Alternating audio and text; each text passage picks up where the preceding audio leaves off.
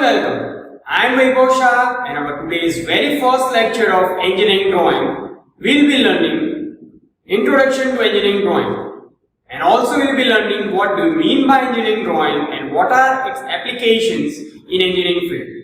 And lastly we'll be look after the course content which I would be covering throughout this complete lecture series on the subject. So let us begin and start with the first topic, which is what do you mean by engineering drawing or engineering graphics. So first let me give you a clarity on what do you mean by a drawing. So graphical representation of any object or information is known as a drawing. Then you will ask, sir, that what do you mean by engineering graphics? So it is a drawing of an object that contains all the technical details and informations based on engineering principles which are required for its construction is known as engineering graphics. So that's why it is also known as a universal language for engineers. So here, engineering ideas are recorded by preparing the drawings, and the execution of work is carried out based on these drawings. So for construction of this kind of drawings, we need any special kind of instruments which we are going to learn in our next lecture. So let us see this video and understand what I mean by engineering graphics. As you can see, there is one engineer who is actually planning to build a building, and for that he is now constructing and designing the drawings, and based on that drawings he will be visualizing his building like this in 3D format. And after that you can see there are a number of engineers and architects associated with that building, and they are planning where to place what. And after that they are actually going on the site and checking out the location availability, and after that they are actually start constructing their project. And before that they are actually 3D simulating the building on the computer softwares, and on these softwares they get an idea about the building strength, the cost of material, the number of items required in the building, and like so. So now after that they will be handing over this drawing to a layman or the workers who is going to build that building.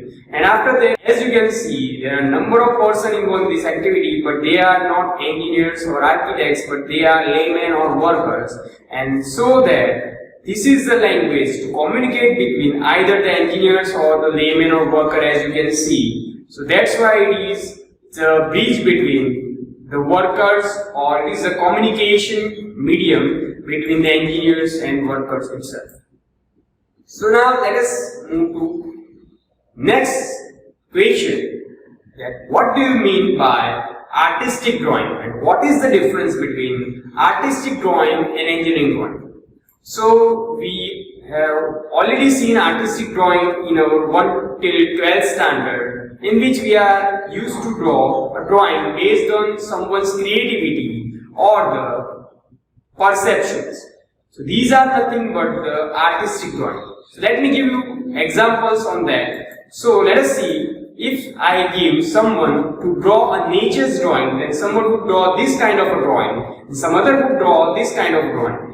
As you can see, both are the drawing looking so beautiful, marvelous, but as you can see, there is a lot more difference between the creativity of the two of the artists. So that's why known as artistic drawing, which is solely depending on your creativity. Now, in engineering application, we need not to draw this kind of artistic drawing because we need to produce certain items in actually manufacturing industry, and for that size, shape and material and its dimension should be very well accurate. So for that we'll be using this another kind of drawings which are nothing but our engineering drawings, and by use of this engineering drawing, if I give someone to draw this kind of drawing, then number of people with the same knowledge of engineering drawing would definitely draw this kind of drawing very precisely and accurately. And as you can see, this is another example, so which is another example with precise and accurate dimensioning. So this kind of drawings are nothing but your engineer's drawing. So as you can see the difference between these two drawings. So if I give someone to draw this kind of drawing, then they will, particularly with the knowledge of this subject, would draw almost the same drawing which I have drawn on my left hand side, and if I give someone to draw a nature's drawing, then it depends on someone's creativity, what they perceive in their mind about the nature, and they will either draw this kind of a drawing or the second kind of drawing. So that is the main difference between your artistic drawing and your engineering drawing. So let us now start with our course content. So as you know, our subject is engineering drawing, or you can say engineering graphics. So we'll be starting with first chapter, which is nothing but your engineering curves, as you can see. So let us see a brief about what are you going to learn in this chapter. So let's see.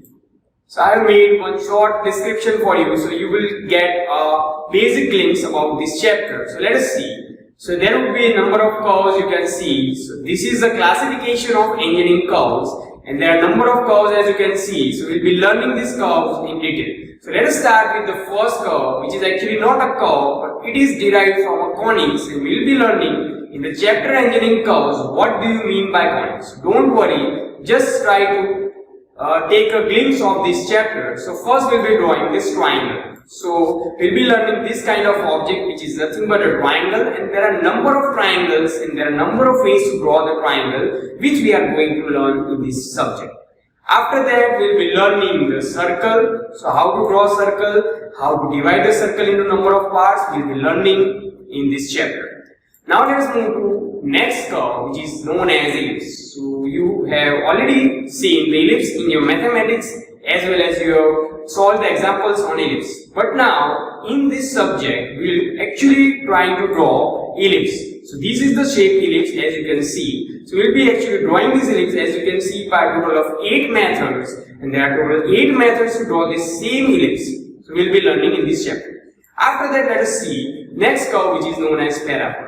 So we all know, we all watch cricket, and this is the season of cricket. So we know that if someone strikes the ball from ground and it reaches to a 6 or it scores a boundary, then it follows a certain path, and this path is nothing but your parabola. So this is the shape I am talking about. We'll be learning in this chapter how to draw parabola, and there are total 4 methods, and we'll be learning about total 4 methods of parabola in this chapter.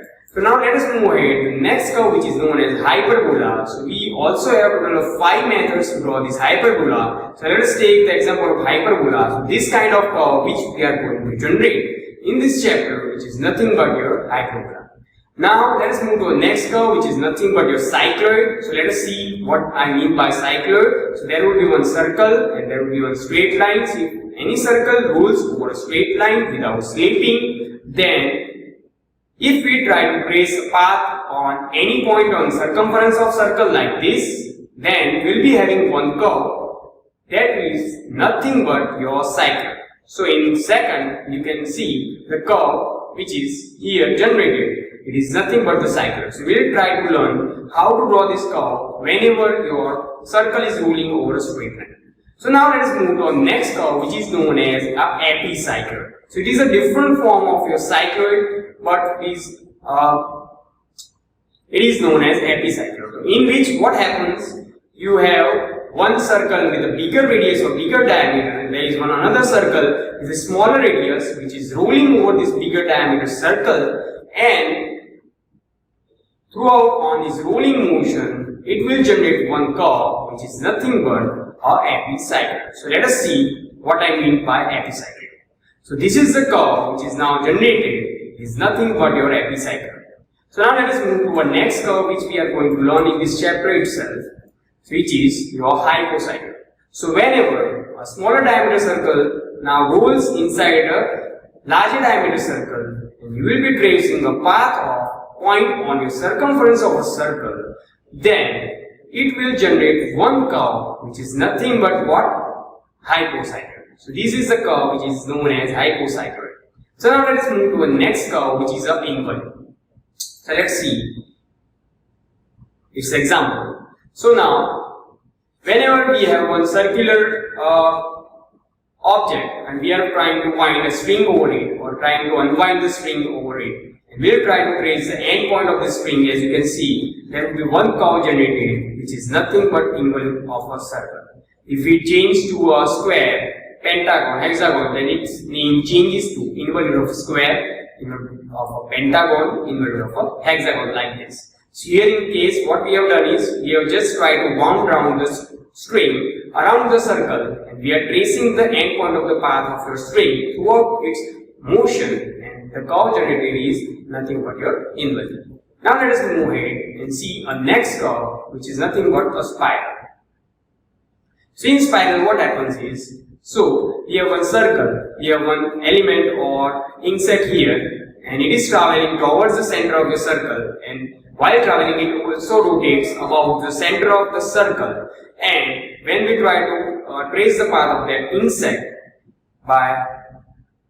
for its dual motion, its rotational motion as well as its linear motion, we will be having this path which is nothing but your Archimedean spiral. So next curve would be helix. You can draw helix on your cylinder as well as you can draw helix on your cone, but these are not in our syllabus. We are not going to touch this helix in this particular subject. And after that you have the sine and cosine curves, which are nothing but the curves you will be learning in your electrical engineering subject. So now let us move ahead and see what is our next chapter. So next chapter is nothing but your loci of points. Loci means group of points. So loci of points means group of points. We will be having a different group of points. As we know, in our childhood days, we have a jumbo book, coloring book, in which we have number of points 1, 2, 3, 4, 5, 6, 7, 8, and we are actually connecting these points by its order, and at the end we are getting some shape as a result. So this is nothing but loci of point, but here in this case we will be dealing with some mechanism and we will be actually tracing the path of that object. So in this we have taken the IC engine mechanism. In IC engine mechanism we are having piston, guides, connecting rod and crank. We will be tracing the point on the connecting rod, as you can see, and when we try to trace it on your paper, we will be getting these points on the paper, and when we try to join these points, as we will be joining in our jumbo book, so we will be having this type of a shape, and we are getting a different kind of shape as an answer, and this is nothing but your loci of point. So it is actually used to trace out the motion of mechanism in engineering. So now let us move ahead to next chapter. So which is what? Projection of point. So chapter number 3, which is what? Projection of point. So let us understand what do you mean by projection of point. So I will be taking one quadrant system in horizontal. This is horizontal plane and this is vertical plane. These are mutually perpendicular planes. As you can see, there is one point marked there. So this point is actually certain distance height above your HP and certain distance away from your VP. So it is H height above your HP, and as you can see, it is a D height away from your VP. So now observe, we will look it from the front. We will be having one view on its vertical plane, as you can see, and after that we will try to look it or observe it from the top, and you will be having another view on its horizontal plane, as you can see. After having these views, these are three-dimensional views. We will try to rotate this horizontal plane around this connection point of your HP and VP, intersection point of HP and VP. Then we will be having these two of the planes in same vertical plane. And after drawing these views in two-dimensional open vertical plane, we will be getting our final view, which are nothing but our projection of points, which we are going to learn in the chapter projection of point. So let us observe the video and let us understand what I mean by the projection of point. So we have drawn the point which is h mm height away from your HP. I have drawn h mm height away from your HP, which is A dash, and the another point which was D distance away from your VP. So you have drawn another point downside, which is nothing but your A. So these are nothing but your projection of point. So we have taken the point in 3D actually, but we have plotted it into 2D. So this is nothing but conversion of 3D point into 2D point representation, which is nothing but your projection of point. So now let us move ahead and see next chapter. So after that we will be having another chapter, which is chapter number 4, projection of line. So in this case we will be having our element as a line. So we will be taking the same projections as we have taken in our case of point. So now your line is certain distance above your HP and certain distance away from your VP. Now observer is observing from this direction. As you can see, the front view is plotted like a straight line which is exactly the same dimension. Now we are taking the top view, looking at it from the top direction, and you can see there will be one point of view on the horizontal plane, right? So now it is very easy. Now in next step what we'll do is we'll try to convert this 3D representation into what? 2D representation. So let us revolve this plane across the horizontal dimension and let us give the intersection line as xy. Let us plot the first line which is certain distance away from your HP or your xy. So we have plotted this line which is nothing but what? Our front view of the line which the observer had witnessed in our previous section of the video. Now we will be plotting its top view. So top view what? We have observed the point view. So now we will be drawing a point view, the top view. So now this is another case in which we have taken an inclined line. Now observer will observe, and as you can see, it is certain distance away from your HP and a certain distance away from your V. So after that we will be plotting this line also in two of its views. First a front view like this line, and second the top view like this line. So as you can see, these are nothing but what? The projection of lines. And after that what we'll do is we'll try to convert it into 2D by drawing the XY line and plotting the inclined line just above your XY line and one horizontal short distance line just below your XY line, just like this. So let us observe. This line was at theta degree with your horizontal plane. So it would be seen as theta degree, same degree with your XY line also. So as you can see. After that we just need to draw vertical lines from this and we'll be having its top view as a short line which is actually of a shorter length than your actual length of line. So now let us see. So this is nothing but the top view. So we have two views. This is a top view of this line of two length and that was your front view. So now let us move to our next chapter. What we are going to learn in the next chapter. So let us see chapter number 5, projection of planes. So in chapter number 5, our object is now what? Plane. As you can see, we are having this plane and we have put the same plane into a quadrant system, and this is we have taken the plane inclined with a VP. So we have taken the front view. As you can see, it is a rectangle, and if you take the top view, then it would be an inclined line. After that what? Yes, you will be rotating this plane along your intersection point. So you will be having what? The inclined line in your horizontal plane at the theta degree. Why theta degree? Because our plane is certain degree angle with your VP. So here in case we are making angle with your XY line. After that we just need to draw a vertical line and we need to just draw what? The front view, which is what? A rectangle. Why? So now we will be plotting a rectangle in front view in vertical plane. So which is nothing but your projection of plane. Very easy. So now let us move ahead to our next chapter. Next chapter. So it is a projection of solid. So after learning two-dimensional object, we will be now learning a three-dimensional object.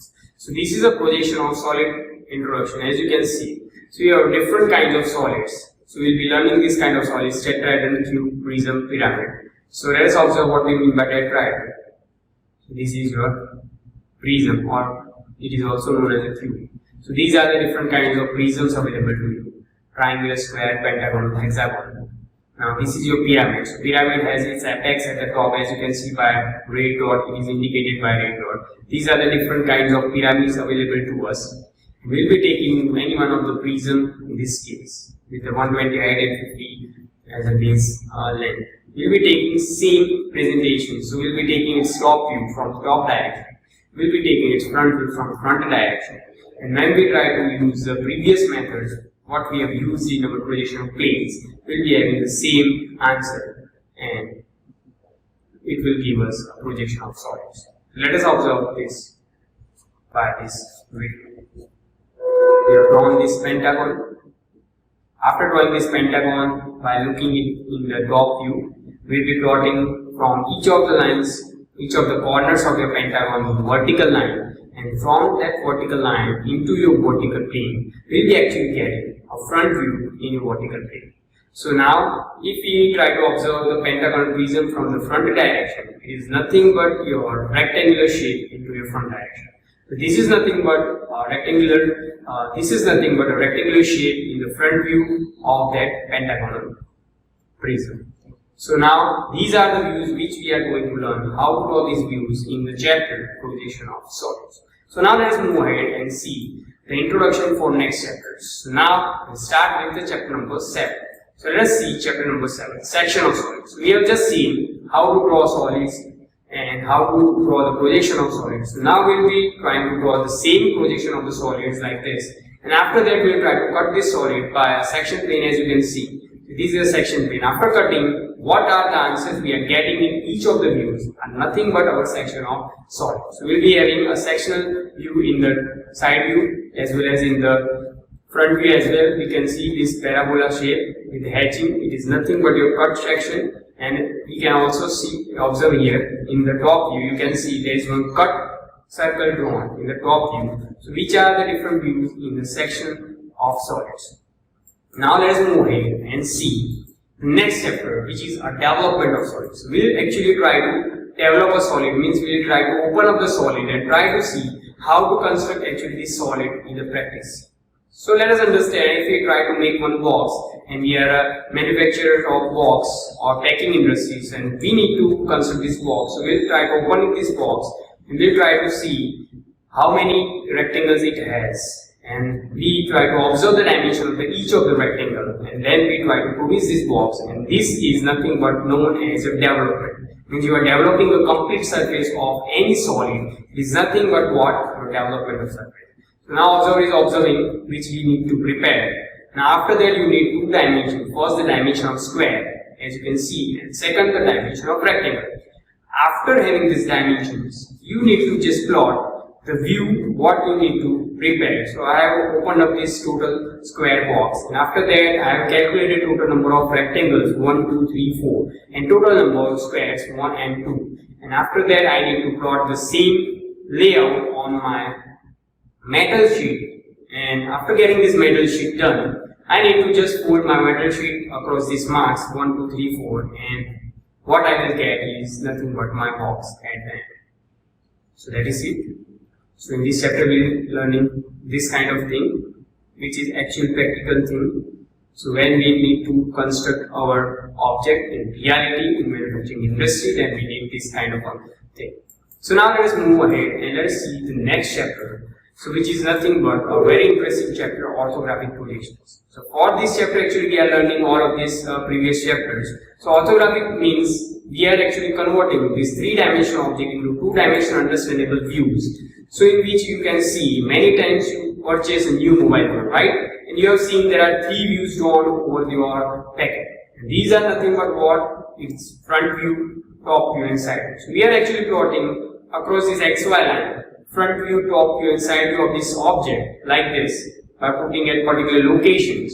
And this is nothing but conversion of any three-dimensional object into clearly understandable two-dimensional drawing, which are nothing but known as your orthographic drawings. So now we will be taking its views in particular locations.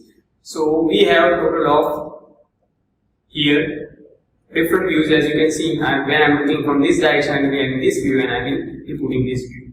So this is a representation of what we are going to do in this chapter. Now after that we will be having another more interesting chapter, and which is your isometric projection. So in this chapter we are actually going to draw a three-dimensional object in reality. It's so much fascinating, right? You will be learning how to draw three-dimensional object in real. So for this purpose we are learning actually this subject. So now we will be generating three-dimensional view from the object. So let us take one example. So in which I have this hexagon and I will need to construct this hexagonal prism from this image. So what I will do is I will draw a hexagon first, and then after I will try to draw a vertical line, and I will construct this object, which is nothing but what? Hexagonal prism. So we will be learning a number of objects which are more complex in this object, but this is just the example what we are just now learning. So what we will be learning in this chapter? So we will be actually converting the two-dimensional object which we have learned in our previous sections into our 3D object itself. So let's move to our next chapter, which is nothing but AutoCAD. So nowadays it is a era of the software, so we'll be actually learning 3D softwares in which we are actually generating the objects. So let us see. I have this object on my left hand side and I would be actually generated and constructing this object in reality. So what I will do is, I will just draw by this line command this particular object. So let us observe.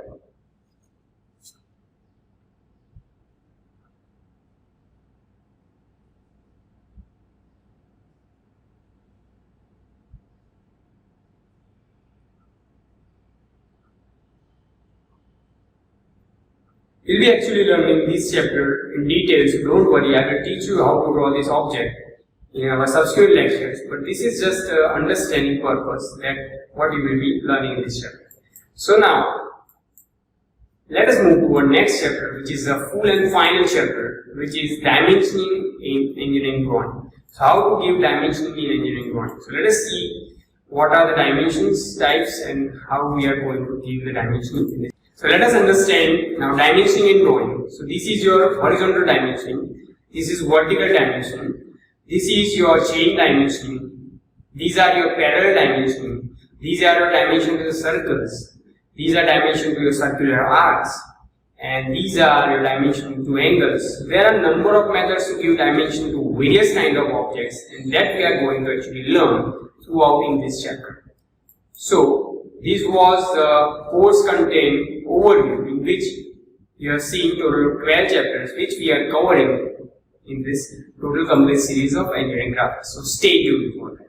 Now the final thing, without knowing the application of this subject, we can't proceed further, right? So let us see which are the application of this subject, and it is applicable to each of the branch, whether it is computer, IT, automobile, any of the branch. As you can see, it is very much important in mechanical as well as automobile for designing purposes. So it can be a useful tool for preparing a car design or designing based on the softwares you can prepare by this particular knowledge of your engineering drawing as a subject. It needs lots of practice, like you need to understand CAD softwares like AutoCAD and many more softwares you need to understand.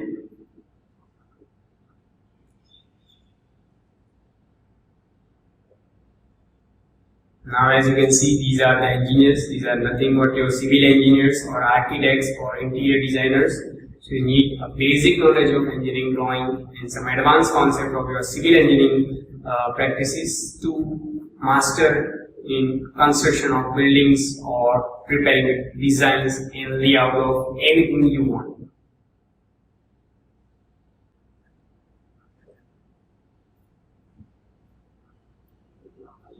As you can see, these are nothing but robots, right? So this is the modern era in which we are dealing with robotics, electronics and communication. So it is very much important in the branches of robotics, electronics and communication, where you can actually design this hand movement and gesture augmented reality concepts that you can design by the help of basic knowledge of engineering graphics and design.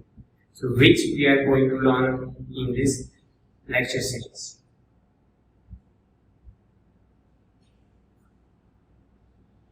Just observe the application of this engineering drawing.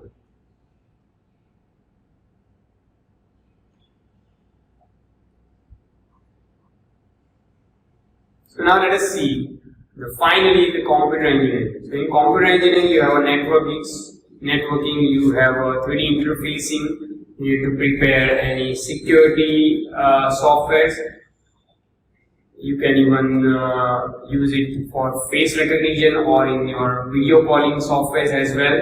So these are the application of this engineering graphics. You can also use these in computer graphics to create graphics, and it is very much helpful for you to design your softwares based on this latest platforms like augmented reality and 3D interfacing. You can use this subject. As you can see, so there are a lot of application of this subject, and without knowing this motor to learn this subject, right? So that's why I'm showing you this clip, that you get the idea that in every field of engineering graphic is so much important. So now let us move ahead and come to a last part, the learning outcomes. What we are going to actually learn by this course. So you will learn how the industry communicates within by use of technical information. So you will be learning different concepts like visualization, that means how to control the visual informations. Second, the graphical theory, that means your projections and graphical theories that you'll be learning in projection of point or projection of solid, projection of planes. Then standards, we'll be using certain standards which are actually acceptable widely in any country you go. So you will be learning the standards which we are using this particular subject. The conventions, commonly accepted practices that are to be followed while drawing any particular object. So these are the conventions which we are going to learn. The tools, obviously we'll be learning and understanding various kind of spatial engineering tools which we are going to use in throughout this subject. And finally, without knowing application of any subject, it is of no use. So we will be learning the application of this subject as and when we move ahead. So that is all from my side. If you have enjoyed my lecture and teaching style, do not forget to like, share and subscribe to my channel. If you have any queries, any doubts, feel free and comment down below. Keep learning, stay connected. Bye bye.